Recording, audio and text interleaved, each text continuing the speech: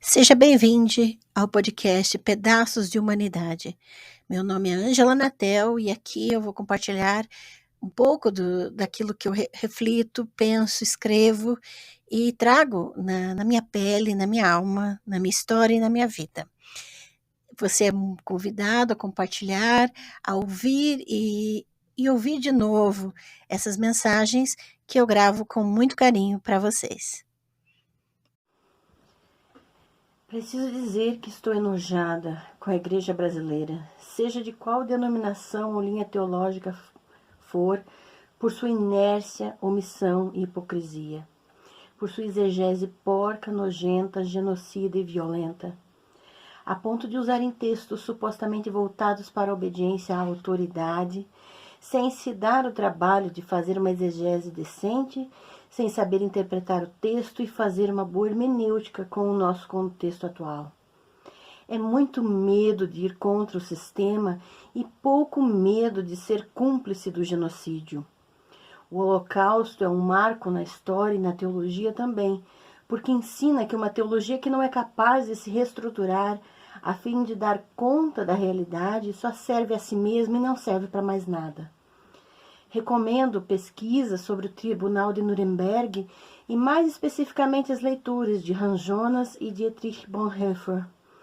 O trato com as supostas autoridades, a postura diante do massacre, da injustiça e do genocídio. Uma teologia que só serve a si mesma não serve para mais nada. Muitos estudam a teologia de Bonhoeffer desconectada de sua posição diante da vida e da história. Lê do engano. Nenhuma teologia é construída fora do seu contexto. É nojento o que a igreja está fazendo. Ah, Ângela, mas não é toda teologia, não é todo crente. Eu estou nojada. Não venham querer defender a igreja aqui, não venham querer defender teologias aqui.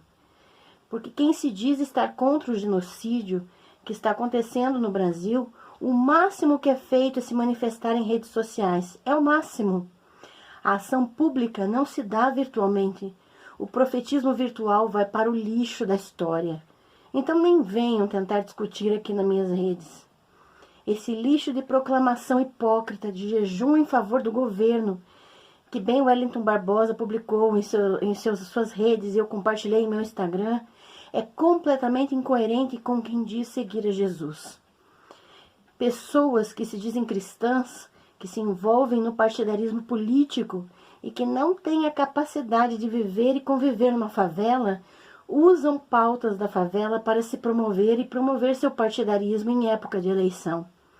Pastores que se julgam num alto nível de espiritualidade a fim de poder mandar tomar naquele lugar é lixo. É lixo esse tipo de manifestação vindo de qualquer lugar da igreja brasileira. O máximo que os líderes que se dizem cristãos no Brasil estão fazendo é consolarem enlutados, porque nem enterrar os mortos podem mais por causa da situação atual. Mas as pessoas estão passando fome. Qual é a atitude da igreja brasileira em relação às pessoas que estão passando fome? Qual é o posicionamento das igrejas brasileiras em relação à defesa do SUS? Qual é a resistência que a igreja brasileira está fazendo contra essas ações políticas? Que tipo de manifestação existe? Mais uma linda nota de repúdio? Vai colocar mais um pedido de impeachment para arquivar? É isso que a igreja brasileira é. Perfeita omissão e inércia. Então não venha querer usar sua teologia completamente desatualizada, montada sobre uma história da igreja manipuladora e violenta, em cima de uma exegese porca, um lixo de exegese mal feita, vir justificar a hipocrisia e inércia e essa irrelevância do cristianismo no Brasil. Não venha querer defender igreja nem teologia aqui, porque é muito bonitinho você ficar só massageando o ego da sua igreja e da sua teologia. Ah, eu só posso ser contra a autoridade se eu for perseguido por ser cristão. Olha o tipo de exegese que é feita sobre esse texto, dando um conceito pós-moderno de ser cristão, inserindo a sua mentalidade pós-moderna para dentro de um texto, num contexto completamente diferente para leitores completamente distintos de cosmovisão.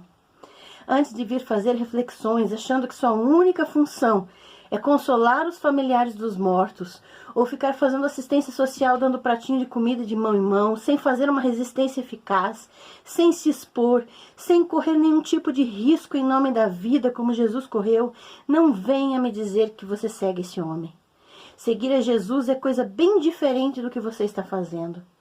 Você pode sim ter sua fé e sua espiritualidade, mas eu estou me referindo ao cristianismo como religião oficial, igrejas com CNPJ.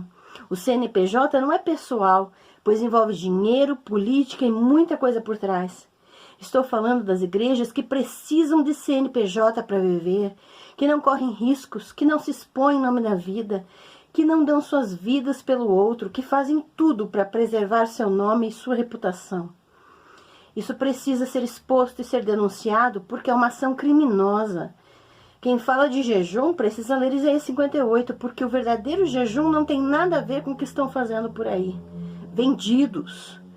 Então, se você não é capaz de defender um sistema público de saúde para todos, isolamento, uso de máscaras de proteção, lockdown, a vida acima do dinheiro, a vida acima das instituições, acima dos interesses de quem tem mais dinheiro. Se você não é capaz de defender as coisas indispensáveis para a segurança e saúde do povo, não venha querer defender o indefensável em nome de Deus. Se você não é capaz, nem tem coragem de desobedecer a regras e até mesmo leis injustas, em nome da preservação da vida, se você não é capaz de confrontar pessoas que usam títulos e nomes de autoridades como se tivessem autoridade, confrontar instituições e organizações e de colocar até mesmo em risco a sua posição dentro de alguma organização em favor das vidas, não venha dizer que você segue Jesus de Nazaré. O que as igrejas têm que fazer? Igrejas com CNPJ têm espaço físico, conta no banco, têm muitas condições. Vamos começar por aí. O espaço físico que esses CNPJs possuem deve ser transformado em UTIs com recursos próprios, o dinheiro da igreja. Esse dinheiro não é para custear eventos, retiros de jovens, festinhas. É para sustentar vidas, sustento mensal dessas famílias que estão desempregadas, campanha por máscara, por vacina, por isolamento, para poder manter as famílias em casa, isoladas, protegidas e sustentadas. A igreja tem dinheiro e essas contas bancárias estão fazendo o quê? Já que não estão salvando vidas, equipando UTIs e ajudando a comprar máscaras?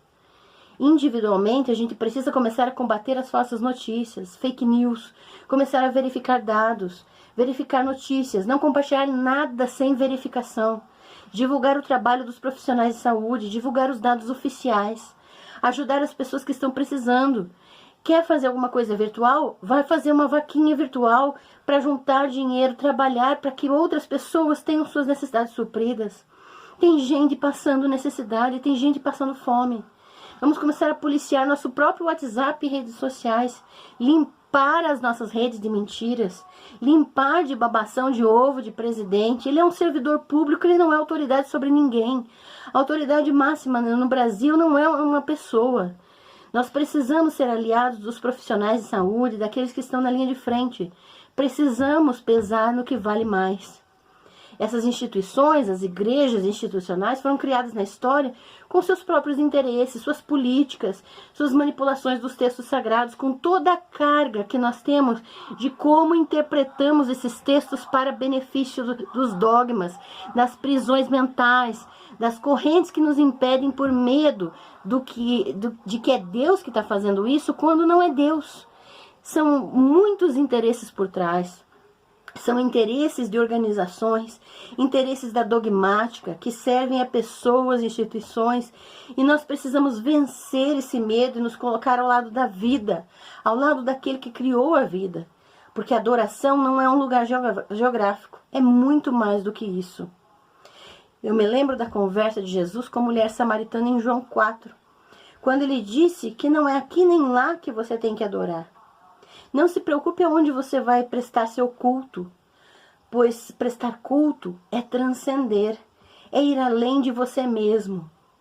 É espírito em verdade, é sair do seu próprio umbigo, é sair de você mesmo, é servir, se colocar no lugar da vida do outro, tratar o outro como superior a você, se preocupar com a vida do outro e protegê-lo acima da sua própria reputação, acima da sua instituição e acima dos seus interesses.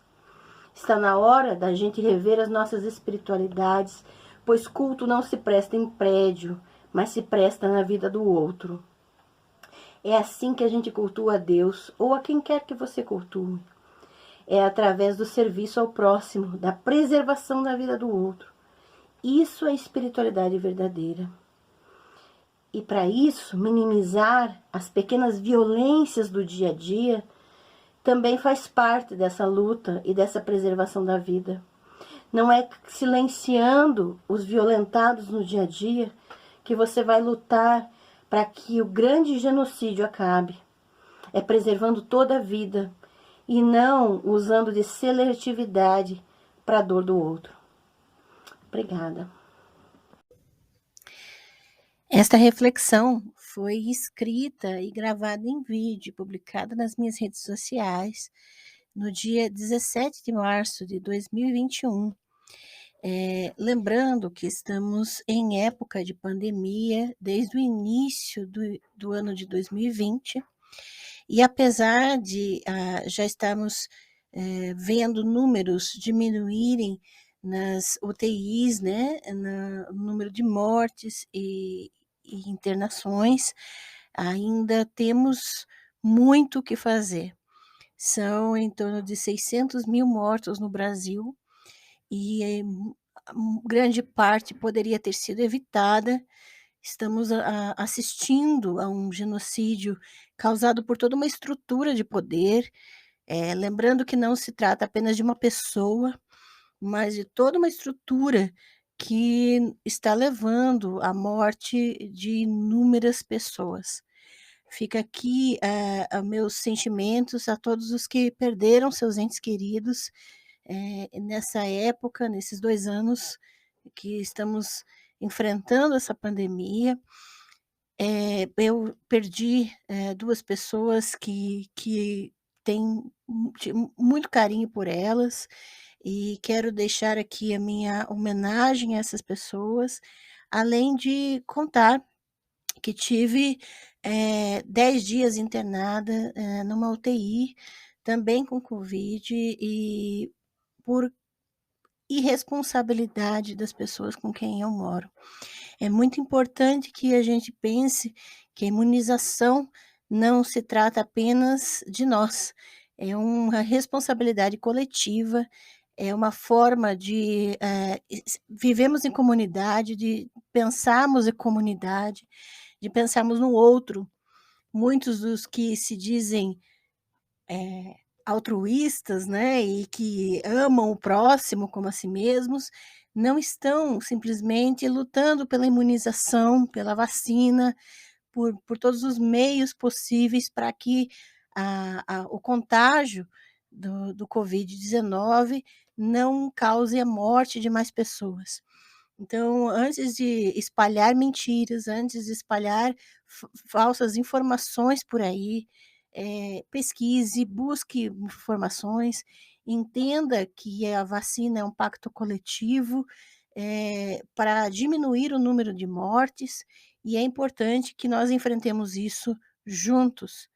E a partir disso, vamos começar a pensar uma sociedade em que não lutemos contra uma única pessoa, porque isso não muda o sistema, mas entendamos as estruturas de poder, as estruturas econômicas que financiam essas mortes, que financiam e têm interesses nessas milhões de mortes. Fica aqui o convite para que nos unamos, nessa busca por informações, por notícias que nos instrumentalizam a enfrentar isso juntos com verdade e com consciência de onde estamos, né. Também é importante lembrar que a maior parte dessas mortes acontece nas camadas mais vulneráveis da sociedade, nos grupos marginalizados, e todos aqueles que dizem lutar pela vida precisam focar nesses grupos, precisam defender a todas as vidas, indiscriminadamente. E é importante que, ainda que você tenha tomado as 2 doses da vacina, entenda que, a aglomeração nesse ponto, mesmo com o número de mortes diminuindo, mesmo com o número de internações diminuindo, ainda, pode causar, para que mais pessoas sejam infectadas e aquelas que não estão imunizadas cheguem a óbito. Então a sua responsabilidade após tomar as 2 doses da vacina é permanecer se cuidando, para não espalhar essa doença para quem não tem toda a imunidade, necessária para enfrentá-la. Essa é a nossa responsabilidade, não adianta colocar a responsabilidade somente nos outros. Todos nós somos responsáveis. E fica aqui, o recado, né, eu agradeço para quem está ouvindo, pretendo todas as sextas-feiras compartilhar, uma mensagem, ou uma reflexão, ou um poema, ou algo de minha autoria, ou até mesmo algo que, tem mexido com o meu coração, e peço que se você gostar, se você, entender que isso contribui de alguma maneira para a sua vida, que você compartilhe, que você, ouça novamente, reflita e tome posicionamentos a respeito, que isso é o mais importante. Ao fazer esse podcast, eu estou tentando deixar um legado de uma forma diferente, para que mais pessoas ouçam e reflitam e tomem posições diferentes na sua vida. Muito obrigada a todos, tenham um ótimo final de semana e até a próxima.